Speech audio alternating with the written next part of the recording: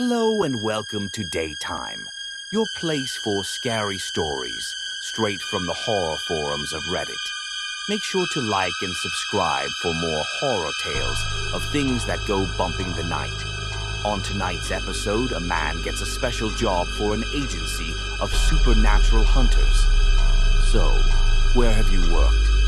Because I worked for the Department of Unknown Crises.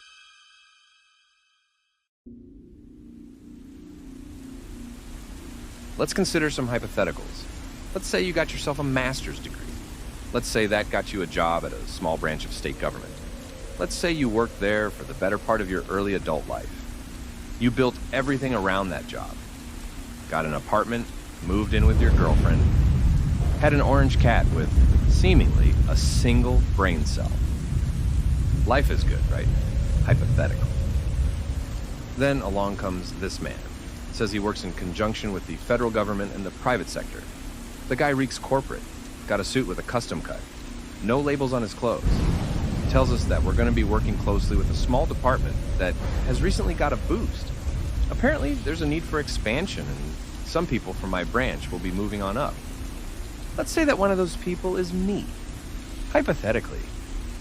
All right, I'm going to stop that. Sorry, it gets to me. You can safely presume that I've changed a couple of details to make myself less recognizable. I got to get through the filters. I had to move from Milwaukee up to Superior. Sarah and I tried to make it work, but she couldn't leave the city behind. It came down to the choice between me and the rest of her life. It made sense for her to stay. Kind of pissed that she kept the cat, though. That thing loved me. I started working at the DUC in September of 1998. At first, I didn't even know what the acronym stood for. It wasn't a matter of secrecy, but they had these stupid sayings plastered along the walls that people followed to a T. For example, water of a duke's back. This was the standard operating procedure. Don't ask too many questions. Let your questions and worries drift right off, like water off a duck's back. They displayed this proudly in the lunchroom with a picture of a duck peacefully sleeping by a pond. We worked in collaboration with other agencies in Michigan, Iowa, and Minnesota. Mostly Minnesota. I helped them develop software to codify reports of invasive ecological species. It would break down verbal reports with a bare-bones text-to-speech system, which in turn is transcribed and separated into categories. Categories were measured, analyzed, and turned into probability reports. Once information had been categorized, the most prominent reports would be sent to the department lead. Seems simple by today's standards, but back then it was cutting-edge stuff. It was November 1999 when we finalized the first version of our system, lovingly named Daisy. Hours before the launch party, the department lead took me to his office, closed the blinds, and sat quietly across from me for about 2 solid minutes. This man, the department lead, was Thomas Rubin, a 67-year-old ex-drill sergeant with a penchant for the dramatic. Kept his head as bald as his lies. Having worked there for over a year, I thought I had a foot in the door by then. Turns out I was still on the outside, and until that very moment. Thomas poured me a shot. Mint schnapps. To a job well done, He said, raising his glass. I accepted the invitation and downed the shot. What the hell, right? Do you have recurring nightmares, Edelman? He asked. Seeing something strange at night? Those last few hours before the sunrise, do the shadows gain a peculiar tint? No, sir. You're not a very haunted man, are you? I am not, sir. I can work with that. He poured me another drink. I can get you working on the real deal, He said. but you're not going to like it. You're not going to like it one bit. That sound like a party to you? I took the glass and studied it. Little sugar crystals swirling around, backlit from a lone computer screen. I downed the second shot, and Thomas smiled. Imagine a lighthouse, he said. And whenever someone thinks about the lighthouse, it lights up. You with me so far? Yes, sir. And this lighthouse draws in all kinds of things from far and wide. Traders, smugglers, warships, everything. But you don't want that. The beach is closed and these ships are bad news. What do? We turn off the lighthouse, sir. Ah, but it comes right back on whenever someone thinks about it, even when you do it. We Demolish the lighthouse, sir. Same thing, pops right back once you think about it. Try again. We forget about it, sir. You can't unknow something. Then you'd have to go after the people that know about it. And you'd have to be careful not to learn anything about it yourself. And that's what we do, said Thomas. We turn off the lighthouses. Thomas elaborated over the course of 3 more shots. What he was describing was an invasive ecological agent, something that literally grew from the ground. Its very presence acts as a sort of go-ahead for other, more dangerous entities. But thinking about it too much causes it to appear. Not immediately, but slowly over time. The more you knew and the more intimate your knowledge about it was, the stronger the connection would be. I was safe, though. You had to know the details to trigger it. Thomas gave me the example of a red lily. You couldn't just know it was red or a lily. You had to know both these things to imagine it clearly. Once you did, there's a chance it starts appearing more and more in your everyday life, until it takes physical form. And by then, you've opened an express highway to something far darker and far worse. The DUC, or the Department for Unknown Crises, was founded to combat these entities in a way that doesn't endanger the general populace. We were preventative, mostly.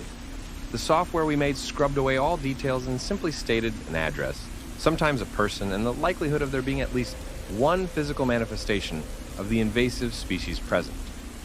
As the system was automated, there was no way for us to know the details. Only the computer knew. According to Thomas, there was a time when these things had been completely eradicated. Right before the start of the Second World War, there had been a concentrated effort to remove them. The methods they used was later adapted in creation of the DUC. Turns out those things can't ever be truly removed. There was an author who documented these ecological entities to such a degree that it could be used as a gateway. While he passed away in 1926, possibly as part of the containment, his diaries were discovered in the 60s. Since then, the invasive species had free rein with no one to stop them. There had been some loose efforts, mostly from the private sector, but it took the creation of the DUC to start the work on a larger scale. And there we were. From that point forward, I started to work with more specific field equipment. Since being able to imagine the object is something that triggers it to manifest, we needed a way for field agents to physically remove them without putting themselves in danger.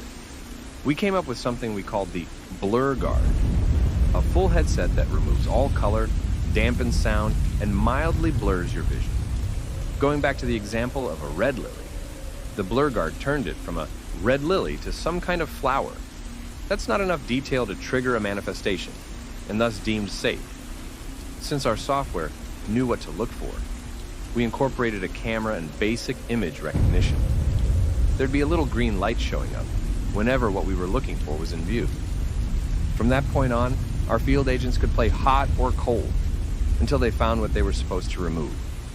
And when it came to people, well, we can't kill them or have them unlearn something. So instead, there was a targeted effort to herd them into place, where we knew this problem was prominent enough to go unnoticed. The DUC had done it for decades. These were personalized, targeted efforts. Maybe sending a particularly juicy job offer, enticing a target to move, things like that. We focused on 2 main sites, a rural town in Minnesota and one in West Virginia. There were talks of one up in New England, but that was a separate department. These places have been absolutely scrubbed. To this day, you can't even find them on a map. Our colleagues in the private sector bought out pretty much everything there is to own, giving the DUC close to full control. It might seem cruel, but most of these people had no idea that they'd been manipulated. They lived good lives. We did our best to turn off as many lighthouses as we could, but in a town like that, some were bound to pop up eventually. Let's skip ahead a couple of years. In the summer of 2004, I had been on rotation assisting with the development of new equipment. I was also regularly updating both DAISY and the Blur Guard. We had implemented generalized search filters, looking for the trigger words that DAISY could use, increasing our information input tenfold. Hell, about 90% of forum infrastructure could be breached to censor descriptions of the invasive agents if needed. We had basic bots prowling most major discussion forums to contain eventual spread. One night, I'd taken my work home with me to work on a camera light. Some field agents had mentioned image recognition issues in low-light areas where the camera refused to work, so I figured an extra light source would go a long way. I was blasting my work time playlist on my laptop, sipping on my second rum and coke. If I was going to do extra work from home, I might as well make an event out of it. Just short of midnight, it was time to try it out. I turned off the lights, put on the helmet, and checked to see if the camera light auto-activated as instructed. It did. Strange thing, though. I was getting a green marker. The helmet was recognizing the invasive element right in front of me. I know my own apartment top to bottom, so I know exactly what I was looking at, blurred helmet or no. I'm obviously not going to describe it to you, but it had the appearance of a household plant, quite large. I'd had it in my window for years. For the sake of storytelling, let's call it a red lily, like in Thomas's example. Suddenly it dawned on me. Now I knew what the invasive agent was. I couldn't unlearn it. From that point forward, I was going to be a threat to the department. This was an invitation for red lilies to pop up out of nowhere, possibly making everyone aware of them. But first and foremost, they'd be a lighthouse for other things to come. I pulled the lily out of the pot, roots and all, and shoved it down the garbage disposal. I swear, the damn thing screamed. The empty pot was left on the windowsill. Moments later, my phone rang. Turns out my blur guard was actively connected to the DAISY system. It had probably sent out a report to the department lead with my name and address the moment it recognized the species. I held my breath, trying to calm down. This was going to spark a series of events. There'd be a report, an investigation. I'd most likely lose my job and be forced to relocate. No, worse. This was unprecedented. As expected, the call came from Thomas. What's going on? He asked. I'm working on the internal camera light. I think there's a malfunction. We got a positive match on your location. I know. It's not a big deal. It's nothing. We're going to stick to protocol on this one, said Thomas. Expect 3 field agents on site within 15 minutes. Don't go anywhere. I pulled my hair. My hand wouldn't stop shaking. I usually get the shakes when I'm losing control.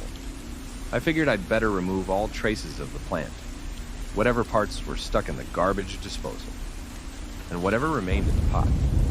Except when I looked back up, there was another red lily growing from the pot, almost exactly the same, like it had never left. I can't stress this enough. You can't unlearn things. You can't unremember something. I tried not to think about it, but that just made me think of it more.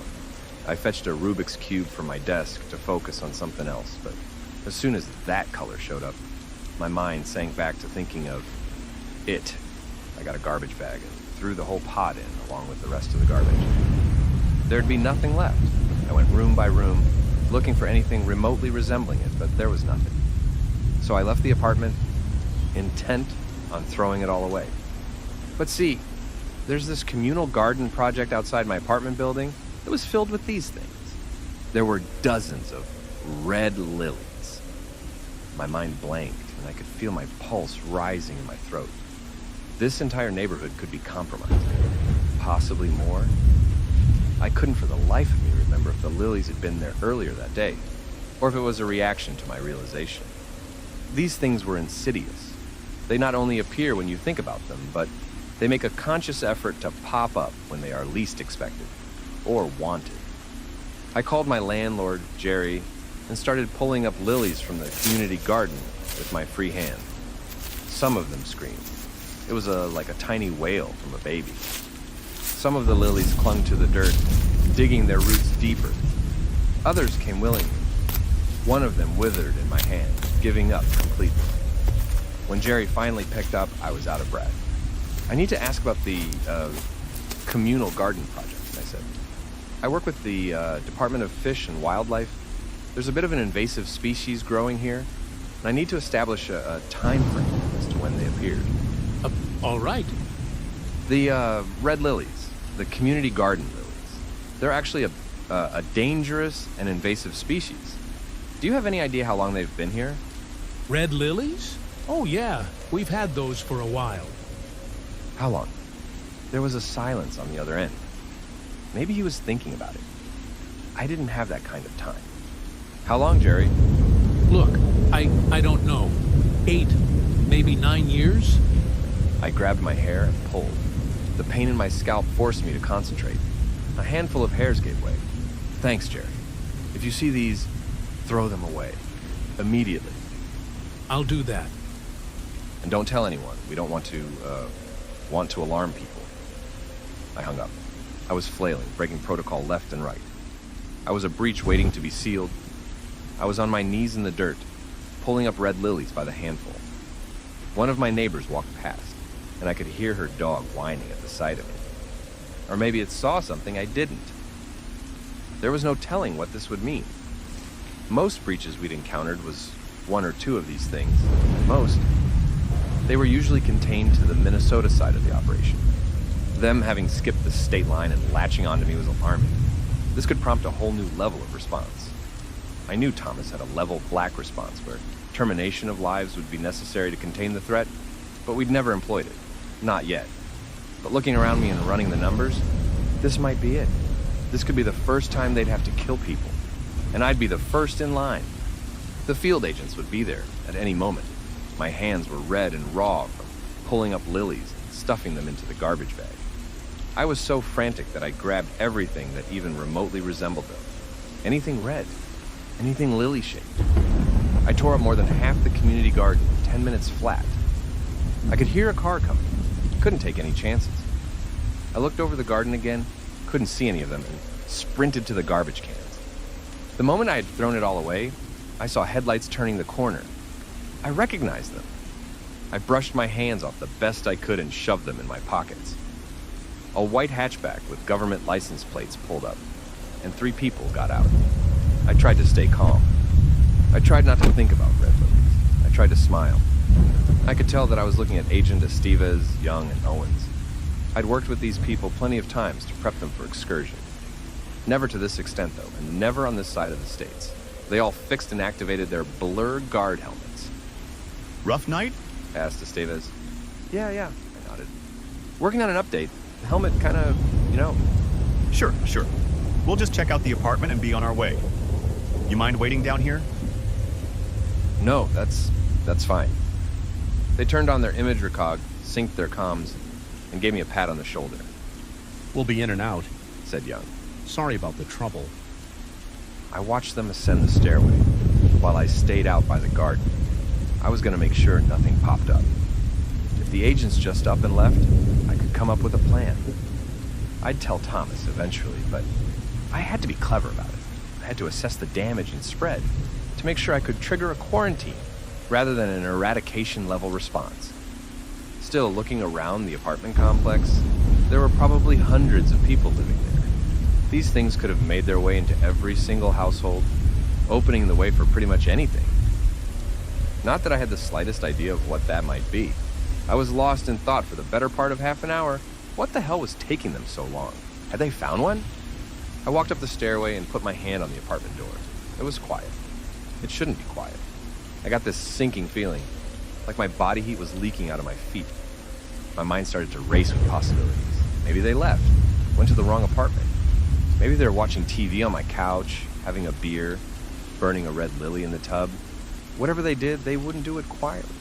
And this was quiet. I pushed the door open and was met with a chemical smell, like a moist mix of methanol and iron. It was strong enough to taste. Estevez? I coughed out. You guys okay in there? No response. I stepped back out, gasping for fresh air. The smell burned my nose hairs. My eyes teared up as I tried not to sneeze. I didn't want to go back in. I knew it was bad. I could feel it in the pit of my stomach. Still, I didn't have a choice.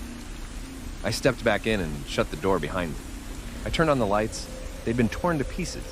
There was blood dripping from the ceiling. 2 severed arms on the kitchen table. An armless, legless torso resting on the couch. The blood sinking into the cracks in the leather. The floor was covered in gore, torn straight from their bodies and left in the open. Muscle, sinew, vital organs, all splayed out on the floor and furniture. There was a single red lily in a brand new pot, resting on the windowsill.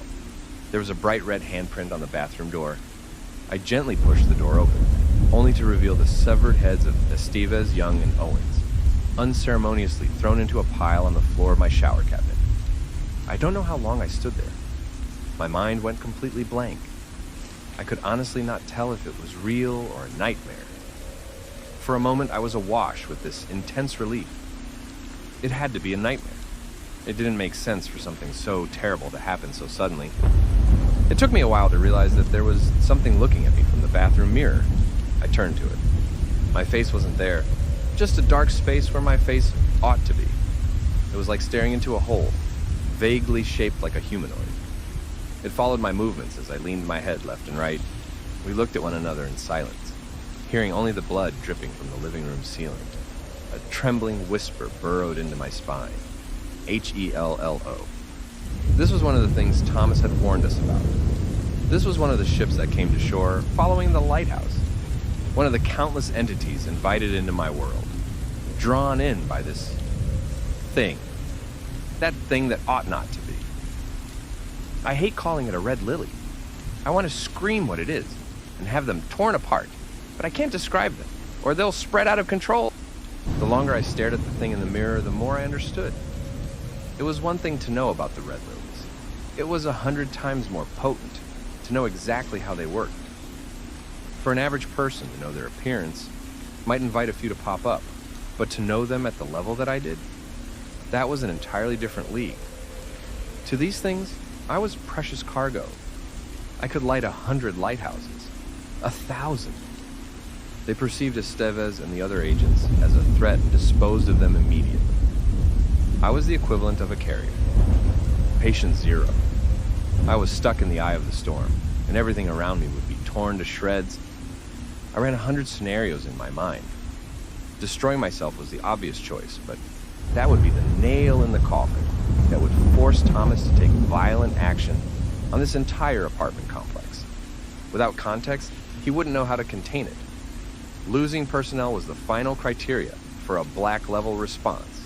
However, if it was attributed to a breach of protocol or faulty equipment, I could bring it down to a quarantine. There was hope, but I had to explain it. I had to stay alive. As I pondered my options, I heard a running motor outside. I stepped out of the bathroom and out onto the walkway. Another 2 white hatchbacks had pulled up. I'd lost track of time. No one in Estevez's team had reported an all clear or anything. This had prompted a standard backup response. If these teams found traces of anything, our entire field division would be called in. They'd probably put people all the way down in Des Moines on high alert within the next 15 minutes if there was no de-escalation. There were already new red lilies growing in the community garden. They wouldn't let me talk. Talking was a hazard, since I could verbally describe what they were looking for. I could yell out, "They look like red lilies," and the entire squad would be compromised. Up until this point, we'd never had to worry about that kind of willful exposure, and there was no plan for it. The DUC didn't have enemies in the active sense. We were preventative. There was no way they'd let me talk or leave. Not with 3 human remains in my apartment. At best, they'd gag me and burn this place to the ground. At worst, they'd shoot me and then do the same.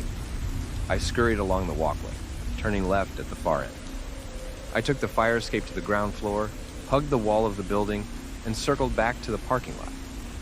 I burst into a sprint for my sedan. Luckily, no one noticed. At least no one that cared. As soon as I got on the highway, I called Thomas. I had trouble staying in my lane. My hands kept cramping up. Thomas picked up. I could hear him opening a door, putting on a jacket. You gotta tell me what's going on, He said, Where are you? I had to go. I had to. The place is infested. So, let's deal with it. I didn't know what to say. There was no good place to start. I leaned back in my seat, tried to keep the car straight, and took a deep breath. There were flashes of red by the roadside. Could have been red lilies. The back seat was dark enough to hide a possible shape. I thought I saw an outline in the rearview mirror, but it might have been my mind playing tricks. Stay where you are. I'll have someone pick you up and we'll deal with it. I can't, I said. It's bad, Thomas. It's real bad. How bad are we talking? We're talking, quarantine. Breach of protocol. At least 3 casualties. Thomas took a deep breath. He held the line for a few seconds. I could hear him get into a car. You know, don't you? Yeah, I'm sorry. they're everywhere. I can't stop seeing them. Don't tell me anything. Nothing. I shouldn't be talking to you. He was right. Talking to someone like me who knew was like trying to pet a rattlesnake. It could all be over in a snap. We gotta bring you in. What are you gonna do? Did we lose people? Esteva's team, I said. Yep, something came through. Jesus Christ. Are you saying you're causing manifestations? I don't know. But you do know. You, if anyone, knows. So tell me. Looking back in the rearview mirror, I knew there was something riding along. Something that had caught on to me. Something that had stepped into our world, following the light of the red lilies. There was no point in denying it. I'll figure it out, I said. I'll deal with it. Before Thomas got the chance to object, I turned off my phone and chucked it out the window. I drove for the better part of an hour before a familiar sound snapped me to attention. Whatever surface-level plans I'd made in my head dissolved completely. I heard the sound before I saw the flashing lights. A siren. I was probably swerving left and right, trying to keep the car straight. No wonder I was being pulled over. This could get real bad, real fast. I thought about booking it and hoping for the best, but that'd just draw more attention to me. Instead, I found a secluded spot and pulled over. It was only as I pulled the handbrake that I remembered I'd been drinking earlier that night. I'd had about 2 rum and cokes. I'd completely forgotten about it. I tried to consider my options, but there was no time. I was told to turn off the engine, roll down the window, and place my hands on the dashboard. There were 2 officers, a man and a woman. I could barely hear them over my pounding heart. To them, it was a routine stop, but I was trying to save lives. They had no idea what kind of trouble they were in. I tried to wrap my head around it to come up with something plausible that they'd understand. I could tell them I had a bomb strapped to me or anything, but there was no time. I hadn't even heard them asking for my license and registration plate. I could feel a flashlight shine on my face, but I barely registered it. They asked me 3 times. Then, they changed tactics. Sir, we need you to step out and place your hands on the hood of the vehicle. I fumbled my response. There's something in the car, I said. You gotta be careful. Sir, is there currently a weapon on your person? Something that can puncture or wound my partner? A pencil, a knife, a sharp set of keys? No, listen, you gotta step back. There's something in... My thoughts blanked. There, by the side of the road, I saw one. A red lily, clear as day, growing through the cracks in the pavement. Sir, I need you to cooperate with me. The officer insisted. Have you been drinking tonight? I couldn't take my eyes off the red lily. It was like a reminder that this was already over. That my fate, and theirs, was sealed the moment we met. Dead men walking. Please, I whispered, let them go. For a second, I thought that might do it. I was willing to listen, to give in, if that's what it took for these people to live. The red lily knew. I know it knew. But like a lighthouse, it can't help but to shine, and to bring ships to shore. And with that, a familiar tremble rose in my stomach. H-E-L-L-O. There was a flicker as one of the light posts went out. I closed my eyes, trying to keep the tears in. The officer to my left started screaming. I heard a gunshot, but muffled, fired into something at close range. I heard fabric being torn, then flesh, then sinew and arteries. No one ever told me it was possible to discern the sound of marrow separating from breaking bone, but now I can't stop hearing it. H-E-L-L-O. Primal animalistic screams.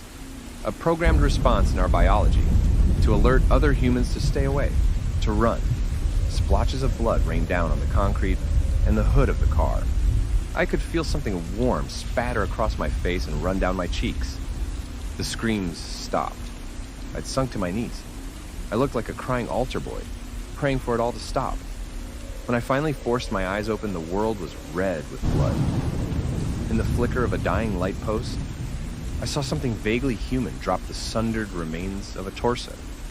It followed my head movements, left to right, mimicking me.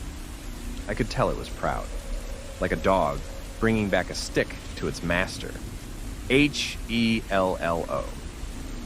I stumbled to my feet. leaning against the car to steady myself. The concrete was slippery with blood. I kept stepping on something indiscernible. I tried to look straight ahead, as to not look at the entity too closely. It was just standing there, in the middle of the street, looking at me, waiting for me to say or do something. I looked straight ahead, pretending it wasn't even there. The car took a few turns of the key to start. The steering wheel was slippery with blood, but I managed to steer back on the road. The windshield wipers smeared the gore into a thin red veneer. I had to go away, far away, and there was only one place I could imagine. As I mentioned earlier, the DUC had certain containment areas.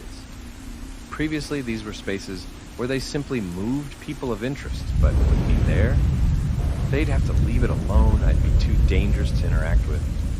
They'd have to trust that I wouldn't interfere as long as I kept to myself and out of the way. I burned my car in a field and walked 9 miles. I washed myself off in a river. This was a town designed to keep people comfortable enough not to ask questions. So, having a stranger wander in off the streets wouldn't be a problem. And everywhere I looked, there were red lilies. They were in the windows of every house, by the roadside, in every garden. Hell, they were even used as a logo. I'd seen that logo 100 times. Maybe they had no idea what it meant. I've stayed in that rural Minnesota town ever since. I've seen more horrors than I dared to count, but they seem to ignore me. They treat this place as a nesting ground or staging area. Considering how many of them there is, I'm astounded that anyone is still alive. DUC has declared this entire town a hazard. I've tried getting in touch with Thomas again, but all my attempts at communication with the outside world has been censored. If this by some miracle gets through the filters, I urge the DUC to get in contact with me. I want to be an asset. I want to help turning off the lighthouses. And as for everyone else, the best thing you can do is to stop asking questions. Don't question the armed men with strange helmets.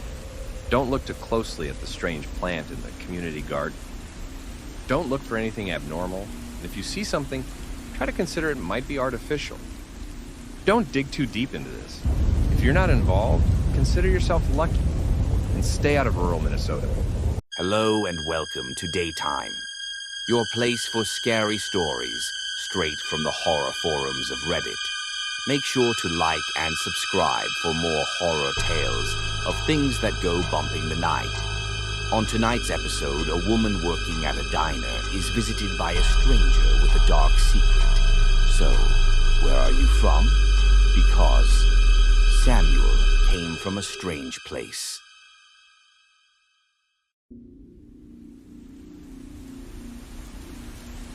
Back in 2016, I was working at a roadside diner west of St. Cloud, Minnesota. Neat little place, had a bit of a 60s vibe to it, but without the hairdo. On the slow hours of the day, or whenever we just had locals around, I'd be humming along with the chefs playing radio out of the kitchen. It wasn't an exciting time, but it was nice to have a workplace that felt like a second home. A couple of weekends a month, we had an all-night crew to serve passing truckers. You usually never had to do more than one shift, though, and we got to make own schedules. Our boss was pretty hands-off. It was during one of those shifts at the first week of early summer that my life took a turn for the worse, and I didn't even realize it. We were used to having the occasional odd customer during those hours of the day. When this guy walked in, I didn't know what to think. He was about 6'2", bald and pale as chalk. He wore this worn-out t-shirt that looked like it had been on fire. With every step, he dragged his feet and collapsed in one of our booths, seemingly exhausted. I looked back at the chef, and he just shrugged. Guy wasn't hurting anyone, but he didn't look like he was all there. But a job's a job, so I went up to him. "You all right there?" I asked. He looked up at me like I was speaking a foreign language, then sunk his head back down, gently shaking it. Nah, He said. I don't think I am. He had this voice on the knife's edge between a hysterical laugh and a howling cry. He was trembling. "You need me to call someone?" Call? "Yeah, call someone." How? I didn't understand the question. I figured he was coming down from some kind of binge, and I wasn't about to take any chances. I asked the chef to get me a side of bacon to keep the guy calm while I called the police. As I slid the plate over to him, he sunk his face into his hands, sobbing. Thank you. He cried. Please. I sat down across from him, instinctively reaching out to grab his hand. He let me. Even at a light touch, I could feel the scars on his palm and fingertips. Whatever had happened to him, it must have been awful. I can't go back. He sniffled. Don't make me go back. I can't. Please, I can't. You're not going anywhere. It's okay. I smiled. You're safe here. Can you help me? He asked. Can you keep him out? I'm sure we can figure it out. I nodded. Just eat up. It's okay. His fingers trembled as he tentatively bit off a piece of bacon. His teeth were black and he flinched. I need time. He said. I need time to run. Don't worry, I assured him. We've called for help. I just need time. We just sat there for a while. He calmed his breathing but kept staring out the window. I could tell he was looking for something, or someone. All I could see was a road and a handful of moths. We sat there for some time in silence as he carefully nibbled on the slices of maple bacon. As two police officers entered the diner, he got up from his seat. He reached into his pocket and pulled out a small bundle of scrunched up trash. A couple of singles, a plastic card, dirt, and something resembling animal bones. He tried to straighten out the bills, pushing them into my hands along with the laminated card. I need time. I'll come back. Please. I didn't understand. I just nodded and accepted it. Seconds later, the officers asked him to step outside and explain the situation. I got busy taking orders from a couple of passing truckers, watching glimpses of the scene through the window. A couple of minutes later, the strange man was taken away. My shift ended at sunrise. I dragged myself to my car with a yawn, shuffling around my pockets for the keys. I hadn't thought much about the items he'd handed me, but I took a closer look. I'd thrown away the animal bones and dirt, but there were a couple of dollar bills and that laminated card left.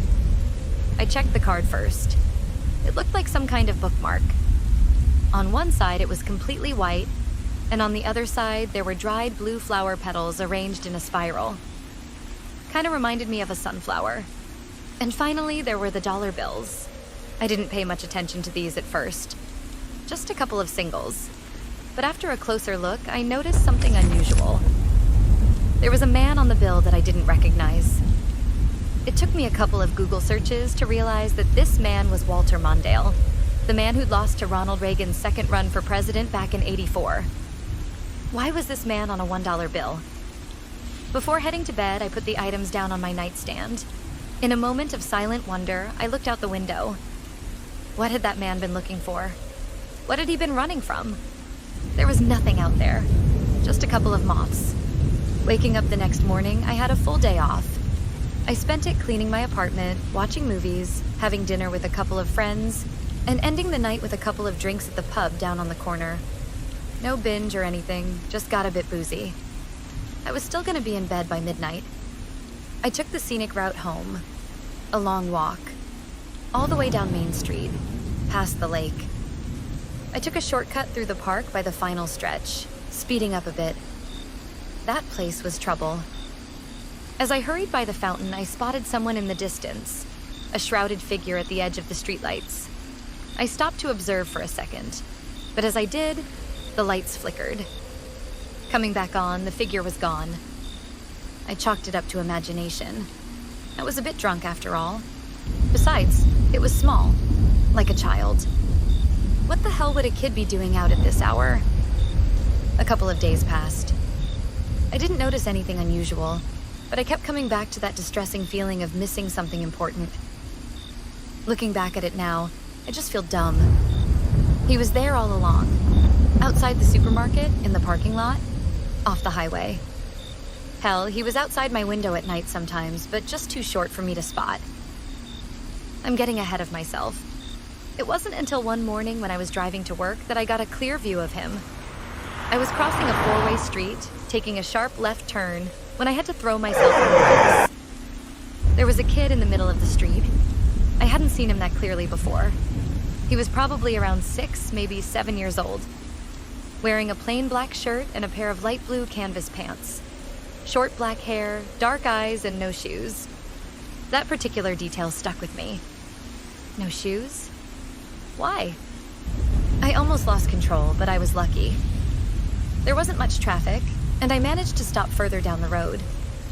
There were black lines in the pavement from my screeching tires swerving back and forth. Regaining my composure, I looked in the rearview mirror. The kid was gone.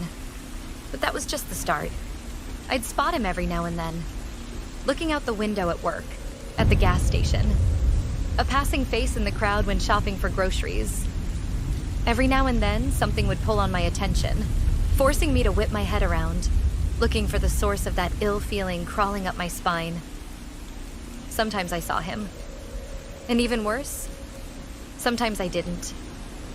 I remember lying awake at night, hearing moths tap against my window. There was nothing else. Nothing outside. I patrolled my apartment 6 times, checking every window. I'd looked everywhere, and there was no reason for me to feel the way I did. I was growing paranoid. And yet, in the morning, my front door was unlocked and slightly open. It all came to a head one afternoon when I was out on my smoke break. I'd barely slept for the past 3 nights, and you could kind of tell I was having a bad day. As I stood there leaning against the side door of the diner, I see the kid again. This time just across the road, maybe 50 feet or so away. I'd had enough. This had to end. I was furious. I stormed forward, calling him out with every slur and curse I could think of. I was psyching myself up. I was in the right, and I refused to be harassed anymore, kid or not. Didn't matter. I crossed the road, barely dodging a speeding Jeep, and met him face to face. "What the hell do you want?" I'd yell. "Why are you following me?" He was completely expressionless. He didn't even flinch, no matter how much I pointed or screamed. I snapped my fingers in front of his eyes, and he didn't even blink. He just stared at me, like a porcelain doll head on a swivel. I wasn't thinking about the bystanders, though. A couple of middle-aged men stepped up, asking in no kind terms what the hell was wrong with me. I was held back and restrained. Someone called the police. Someone else called my manager. I'd forgotten to take off my apron so they could see the diner logo. A couple of people filmed it. One of the videos got like 120,000 views in a day before it fell off the map. I still see it as a react GIF sometimes. It was a disaster. After a couple of officers came by to talk to me, he'd just disappeared into thin air. The officers took me down to the station. Not to detain me, but to get me away from the heated crowd. That car ride downtown sobered me up to what the hell was going on. I was being stalked by this kid, but there wasn't a living soul out there that would believe me. Well, maybe one. Maybe. I was asked a couple of questions and released within about half an hour. They told me to go home and sleep this whole thing off. That wouldn't be a problem. I didn't have a job to go back to anyway, according to the many texts I'd gotten. I had all the goddamn time in the world. I was just about to leave when something came to mind. The 2 officers who'd picked me up were still waiting by their car when I turned back to them. "Sorry, you picked up the guy I called in about at the diner, right?" I asked. Sure did. "You got any idea what happened to him?" The 2 looked at one another for a moment, shrugged, and turned to me. Didn't have any ID and gave a fake name. I think they took him to psych. Psych? Well, he was saying some, strange things. There were interviews with The 2 quieted down and flashed me a smile. There's not that much we can say. Coming home, I decided to get to the root of this. It didn't take me that long to find the place where the guy'd been taken. There aren't a lot of mental health facilities in this part of the country, especially facilities that accept involuntary subjects. But my eyes kept drifting back to the strange dollar bills he'd given me, resting neatly on my nightstand. They were so detailed. A bit old, sure, but that only made them seem more genuine. What the hell was he doing with a handful of clearly fake dollar bills? Like, what's the purpose? There had to be a purpose. That unnerved me. I managed to arrange a meeting. It wasn't easy, and I think a lot of it boiled down to the police having no idea what could make this guy talk. For some reason, he kept providing them with false information. Maybe a familiar face, for one reason or another, might make him talk. Just a couple of days later, I was putting my items in a metal bowl on the second floor at a mental health institute in the next town over. I asked one of the nurses if I could keep one of my dollar bills. Apparently, that was okay. I was shuffled through a couple of locked doors and escorted to an off-white side room. No decor, no locks. The guy was already there. He'd been dressed down into these neutral eggshell white garbs. It was strange seeing him in a lit-up room like this. I didn't know what to expect. Getting a closer look at him, he was probably in his 50s. It had been hard to tell earlier. I couldn't get over just how pale he was. It was almost a complete lack of pigment. It looked sickly. His thin arms didn't help. He looked malnourished. And yet, he was smiling. Hello? He said. Hello to you too. I smiled. You doing okay? I'm pretty good. He nodded. Thank you. I sat down across from him and took out the dollar bill he'd given me. I wanted to ask you about this, For the bacon. he said matter-of-factly. Excuse me? Sorry, was that not enough? No, I took a moment to compose myself. I had too many questions. He sighed, took the bill, and looked it over. Looking back at me, I could tell there was something painful stirring in his mind. His smile slowly faded. Sorry. He said. I try to forget sometimes. It's easier than making sense of it. Let's start with something simple. I nodded. Like, your name. Where you're from. Those things are pretty far from simple. He was looking straight through me, his eyes sinking back to deeper, more uncomfortable thoughts. His name was Samuel, and he was born around these parts and back in the 1970s. He'd worked as a telecommunications specialist out of St. Cloud back in the 90s. He had a wife, 3 children, and a 4-bedroom house. But that was all before, see? He explained. Then it all just... Just what? I asked. What happened? He looked at me, opening and closing his mouth, looking for the right words to come out. Nothing happened. He shook his head, trying again. It started with the street preachers. He said. Hundreds of them, marching on every city, all saying the same doomsday shit as always. World was dying, all coming to an end. I haven't seen anything like that. Then there were storms. He continued without skipping a beat. Some would last for weeks, others longer. Entire cities would be flooded or torn apart. Earthquakes causing monster waves along the east coast, sending shockwaves all the way to mainland Europe. Then, Yellowstone. Yellowstone? Yeah. He nodded. Lights out. Samuel was painting this apocalyptic vision of a world undone. Catastrophe after catastrophe. Hooded people marching the streets, screaming for the mercy of a mad god. But there was more to it. Then things stopped making sense. It's as if the rules changed. He continued. Roads would stop leading home. Trees would change color. People turned twisted and corrupted. Like, one of our neighbors couldn't eat anything but gunpowder. There was a woman just down the street who tried to kill anyone wearing glasses. It was pandemonium. I didn't say anything. What he was saying didn't make any sense, but he was trying his best to keep his rambling coherent. The plants died. Trees, too. The only thing that could grow in that environment were these twisted blue things that popped up out of nowhere. But people are what got twisted the most. He told me of these towering 7-foot-tall humanoid creatures that roamed the forests. Black as night, not even reflecting light. Arms reaching all the way to their knees. Elongated, inhuman things that all used to be someone he knew. The doomsayers all said the same thing. He continued. that God was a scared little boy and that he was dying. Everything that was happening was just an expression of that ceaseless, bottomless, existential grief. Samuel looked back and forth, finally burying his face in his hands. It all broke down. Roads stopped leading anywhere. No power, no water. Julie changed. Ollie changed. Toby made himself a mask and wandered off into the woods.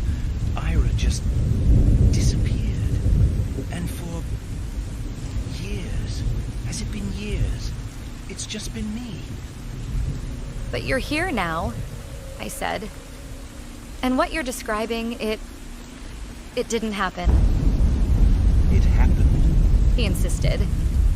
Just not here, but here. He tapped his finger on the $1 bill. Somewhere, somehow, I must have taken a wrong turn. I slipped through something broken and now I'm here. And he's coming to bring me back. He doesn't want anyone to leave. Who? Just. He chuckled. Just a sad little boy who's been told he's going to die. I didn't know what to say. I just sat with him for a while, holding his hand. Before I left, Samuel got up from his chair. He looked at me, forcing himself to smile. If I go back, I'll try not to be like them. I'll try, and I'll be the one to say something. He let out a painful little laugh, shaking his head. Maybe just a hello. I left that day with more questions than answers. I couldn't picture the world he'd lived through.